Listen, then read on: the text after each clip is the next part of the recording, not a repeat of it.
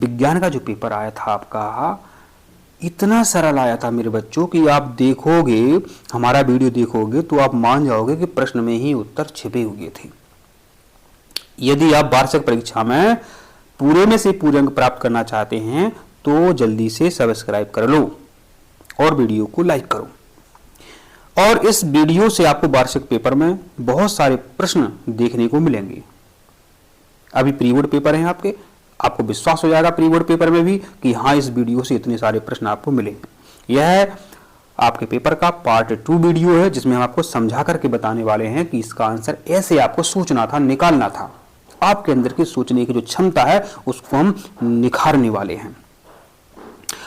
मेरे बच्चों, आपसे यहां पर इन्होंने पहला प्रश्न पूछा था कि बिना बुझा हुआ चूना का रासायनिक नाम है। इसका उत्तर है कैल्शियम ऑक्साइड। मेरे बच्चों, छोटे बच्चे भी जानते हैं कि दीपावली के टाइम जो है मेरे बच्चों मम्मी पापा कलई लाते हैं, माना CaO। Ca का मतलब है कैल्शियम, O का मतलब है ऑक्साइड। तो ये बिना बुझा हुआ क्यों है? मेरे बच्चों, बाजार से जब पापा आपके कलई लाते हैं तो इसको मेरे बच्चों एक बाल्टी में पानी भर देते हैं और उसमें घोलते हैं। इसके बाद मेरे बच्चों क्या होता है, बन जाता है CaOH2, माने मेरे बच्चों कैल्शियम हाइड्रोक्साइड बन जाता है। यह जो कैल्शियम हाइड्रोक्साइड है इसे कहते हैं बुझा हुआ चूना। तो आप अच्छे से समझ गए।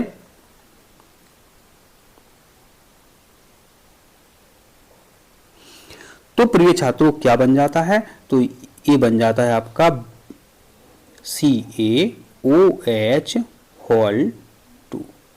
यह होता है आपका बुझा हुआ चूना। अच्छा, आग लग जाती तो किससे बुझाते हो? पानी से बुझाते हो। इसी प्रकार मेरे बच्चों जो कैल्शियम ऑक्साइड है इसको हम पानी में घोलते हैं तो पानी गर्म हो जाता है। देखना आप, पानी गर्म हो जाता है, इसलिए इसका यह एक ऊष्माक्षेपी अभिक्रिया है। वे अभिक्रियाएं जिनमें ऊष्मा निकलती है ऊष्माक्षेपी अभिक्रिया कहते हैं। इसका उदाहरण भी यह है। तो बात चल रही थी दीपावली पर इसको बनाते हैं और दीवारों की जो साइडें होती हैं, इस तरफ की साइड उस तरफ की साइड, उस पर हम इसको पोतते हैं तो दीवारें आपकी चमकने लगती हैं। किससे चमकने लगती हैं? जब बाजार से आपके पापा कैल्शियम ऑक्साइड लाए थे तो साइडें चमक जाती हैं, आपके घर की दीवारों की साइडें चमक जाती हैं। तो याद रख नहीं सकती हो आप। तो बिना बुझा हुआ चूना का रासायनिक नाम हो गया कैल्शियम ऑक्साइड, बुझा हुआ चूना का हो गया कैल्शियम हाइड्रोक्साइड। इसको हम इस प्रकार से लिखते हैं। इससे के अलावा आपसे प्रश्न नहीं पूछा जाएगा, इससे संबंधित प्रश्न हमने आपको सभी बता दिए हैं। मेरे बच्चों, आपका अगला प्रश्न है कि एथेन में कितने सह संयोजक बंध होते हैं? दुनिया का सबसे सरल प्रश्न। एथेन का मेरे बच्चों सूत्र होता है C2H6, जो कि आपको आता है। अब जो कार्बन 2 हैं इनको अपन को ऐसे अलग कर देना है। अब इनके आसपास आपको बॉन्ड लगाना है, माना बंध लगाना है। गांव की भाषा में कहें तो डैश लगा दो। आप कितने डैश लगा सकते हो? गिनते जाना। 1 2 3 4 5 6 7। इनके अलावा आप डैश नहीं लगा सकते हो। गिन लो, 7 निकलते हैं आपके। अब वार्षिक पेपर में क्या करेंगे? एथेन की जगह मेरे बच्चों वो लिख देंगे मीथेन या लिख देंगे प्रोपेन। इनके अलावा पेपर में प्रश्न नहीं आता है। अब यहां आपको याद रखना है, मीथेन का सूत्र CH4 होता है, प्रोपेन का C3H8 होता है। इनकी कमेंट बॉक्स में आप उत्तर देवें किसमें कितने सहसंयोजक बंध हैं।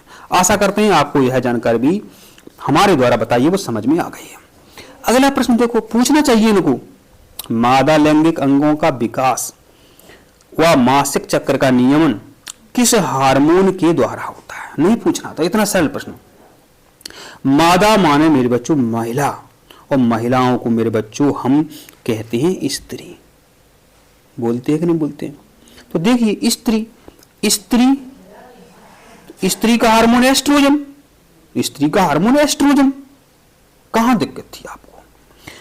अब मेरे बच्चों मनुष्य का हार्मोन पूछेंगे आपसे प्री बोर्ड में या वार्षिक में, तो मनुष्य में मेरे बच्चों टेस्टिस होते हैं और टेस्टिस से निकलता है टेस्टोस्टेरोन।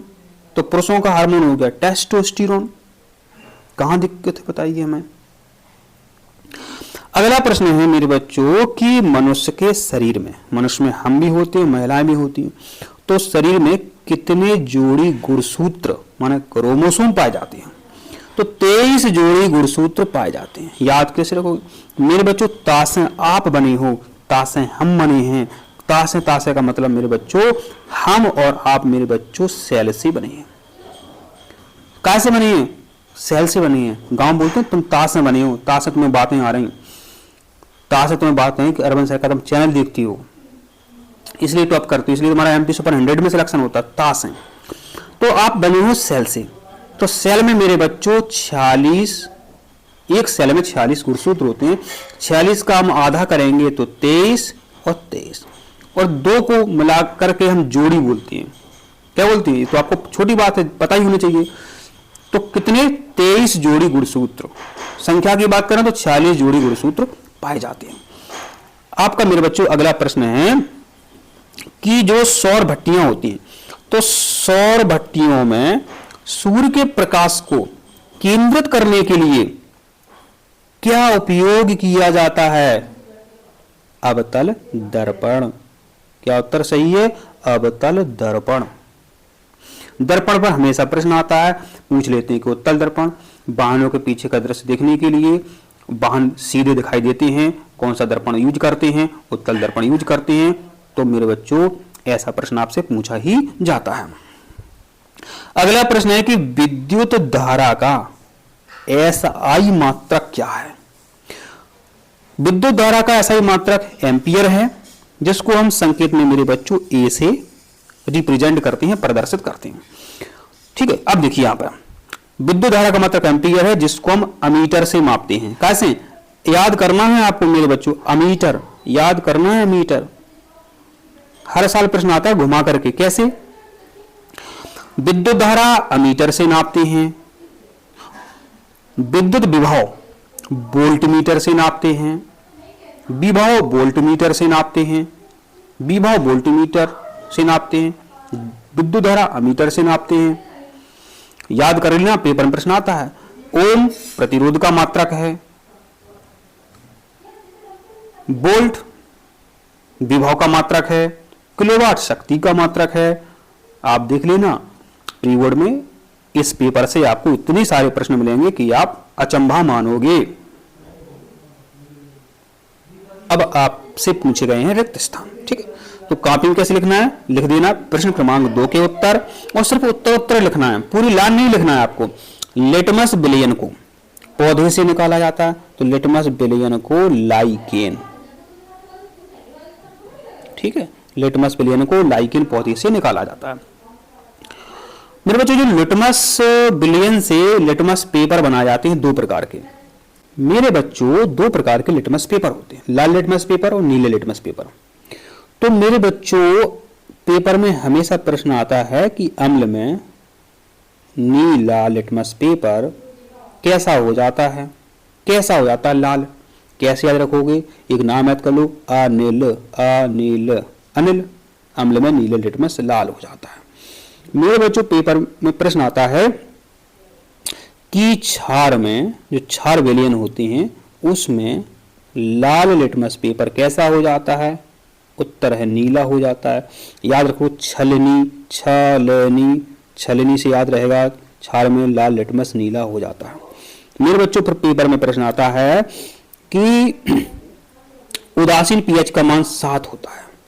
यदि मेरे बच्चों 7 से कम माने 6, 5, 4, 3, 2, 1 तो वह मेरे बच्चों अम्ल होते हैं, और 7 से ज्यादा जिनकी पीएच होती है वह क्षार होते हैं। ये याद रख लो।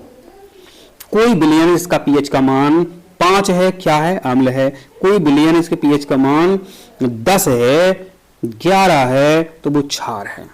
ठीक है, ये हमने आपको बेहतरीन ट्रिक्स बताई है। अगला प्रश्न है कि सभी एल्डिहाइड में प्रक्रियात्मक समूह का सूत्र होता है। तो इसको अपन कई तरीके से लिख सकते हैं। कैसे लिख सकते हैं? बॉन्ड CHO, ठीक है।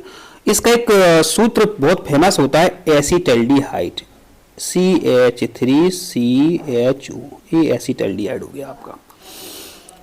पेपर में RCHO लिखकर भी आ सकता है, आपने रिक्त स्थान में RCHO लिखा तो वही भी सही है, और बॉन्ड CHO लिखा तो वही भी सही है। अब आपसे अगला प्रश्न पूछा गया कि पादपों में वृद्धि का संदमन माने वृद्धि को रोकने वाला हार्मोन है, वो है आपका एब्सिसिक अम्ल,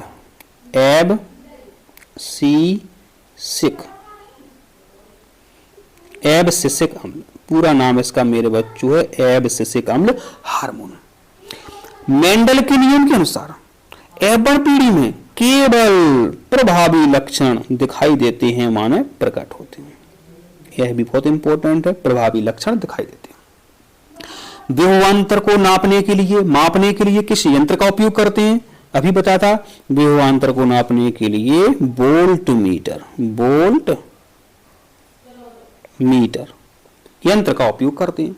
विद्युत धारा नापने के लिए अमीटर यंत्र का उपयोग करते हैं।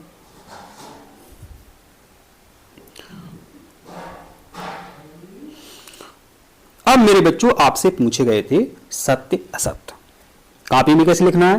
प्रश्न क्रमांक 3 के उत्तर, और आपको अंक लिख देने हैं 1 2 3 4 5 6, और सिर्फ उत्तर ही लिखना है, सत्य या असत्य, पूरी लाइन नहीं लिखना है, टाइम बर्बाद नहीं करना है। अब अक्षेपण अभिक्रिया में माने क्षेपण हो जाए, जम जाए, अगले लवण प्राप्त होते हैं। माने कोई चीज जम कब रही, वो जम गई तो घुलेगी क्यों? अबली है वो, तो अबली लवण प्राप्त होते हैं। तो मेरे बच्चों इसका आंसर क्या है आपका? सत्य है। विद्युत अपघटन में एनोड पर ऋणायनों के एकत्रीकरण की घटना होती है, उसको एनोडीकरण कहते हैं। तो मेरे बच्चों इसका आंसर आपका है सत्य। ऐसे पदार्थ जिनमें अन्य पदार्थों को ऑक्सीजन देने की क्षमता होती है, उत्प्रेरक कहलाते। गलत है भाई साहब, उत्प्रेरक नहीं, यहां लिखा होता ऑक्सीकारक, ऑक्सीजन देने की क्षमता ऑक्सीकारक, तो सही हो जाता, लेकिन उत्प्रेरक लिखा है, तो यह आपका असत्य है। अब यहां आपको क्या याद रखना है? उत्प्रेरक पर भी प्रश्न आता है। उत्प्रेरक वे पदार्थ होते हैं जो अभिक्रिया के वेग में परिवर्तन करते हैं। वेग वो अधिक कर देते हैं या वेग कम कर देते हैं, वो उत्प्रेरक होते हैं। जैसे कि हैबर विधि में अमोनिया बनाते हैं, उसमें लोहा उत्प्रेरक लेते हैं, माने Fe, लोहे का संकेत Fe होता है। हमेशा प्रश्न आता है। अगला प्रश्न है कि उत्तल दर्पण से सदैव सीधा प्रतिबिंब बनता है। प्रतिबिंब कैसे बनता है? प्रतिबिंब जो है मेरे बच्चों सीधा बनता है। सही है गलत है?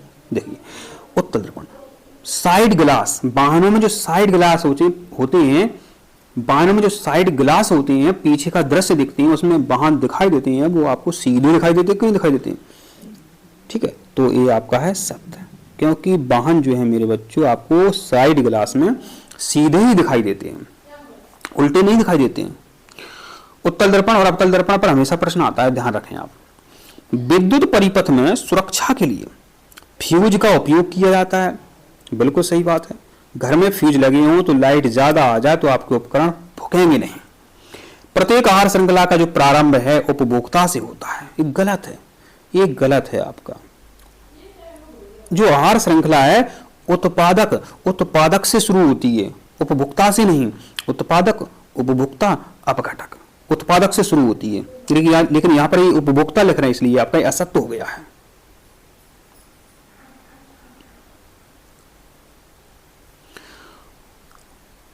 मेरे बच्चों अब आपसे सही जोड़ी पूछी गई हैं। कॉपी में कैसे लिखना है? कॉलम आ के जितनी भी लिखे हैं वो लिख दीजिए, पर सामने आपको उत्तर लिखना है, ठीक है। यहां हम उत्तर नहीं लिखेंगे, टाइम बर्बाद होगा। एमाइलेज के सामने आपको क्या लिखना है? एमाइलेज ये क्या करता है मेरे बच्चों? एमाइलेज कार्बोहाइड्रेट का पाचन करता है, ठीक है। इंसुलिन अग्नाशय में बनता है, इंसुलिन हार्मोन, तो इंसुलिन के सामने अग्नाशय लिखना है। टेस्टोस्टेरोन अभी बात कर रहे थे, तो टेस्टोस्टेरोन मेरे बच्चों वृषण में बनता है, वृषण माना मनुष्य, और टेस्टिस, वृषण को अंग्रेजी में कहते हैं टेस्टिस। पेप्सिन क्या करता है? पेप्सिन मेरे बच्चों प्रोटीन का पाचन करता है, तो पेप्सिन के सामने प्रोटीन लिखना है।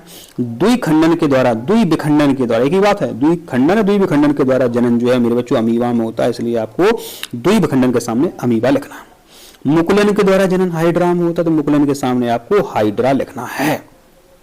ठीक है, लाइन नहीं खींचनी है आपको, खींच देते हो, गलत है वो।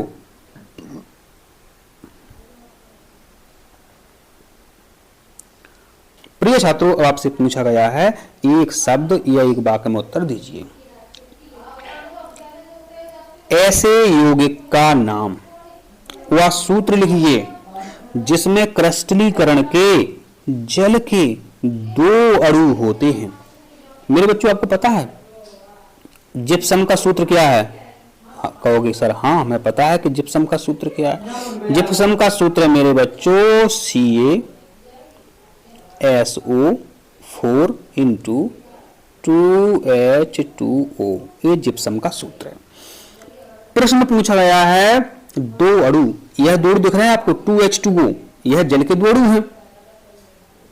आशा करते हैं आपको ये प्रश्न समझ में आ गया। अगला प्रश्न है कि एक्वा रेजिया क्या है?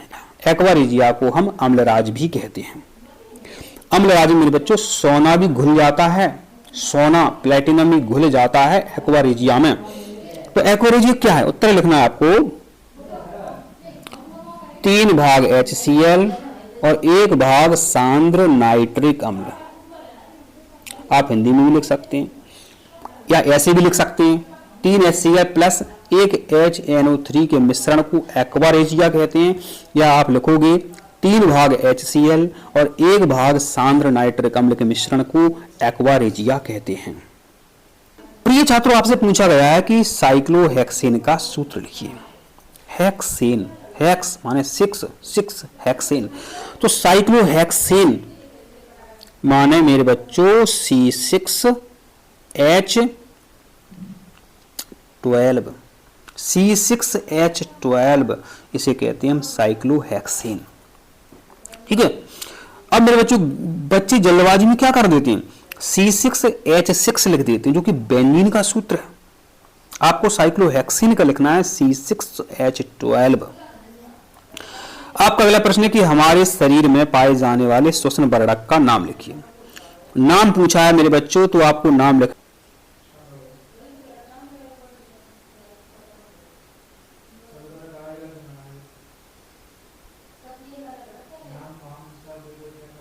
हीमोग्लोबिन।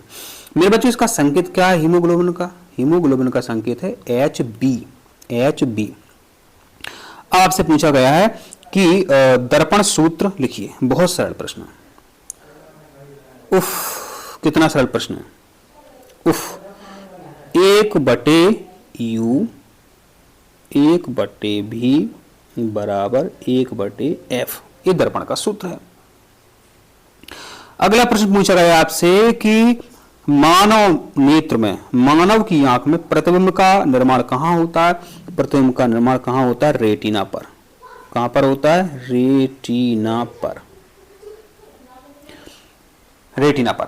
मेरे बच्चों आशा करते हैं आपको ये सारी जानकारी समझ में आई है। आप वीडियो को लाइक करें, चैनल को सब्सक्राइब करें। अगले वीडियो में जो आपके 2 नंबर के हैं, 3 नंबर के प्रश्न हैं, तो इन सभी के आंसर आपको मिलेंगे बहुत सरल भाषा में। इतनी सरल भाषा में एक बार आप वीडियो देखेंगे तो आपको हमेशा के लिए क्वेश्चन के आंसर याद बने रहेंगे। इसलिए आप चैनल को सब्सक्राइब करें।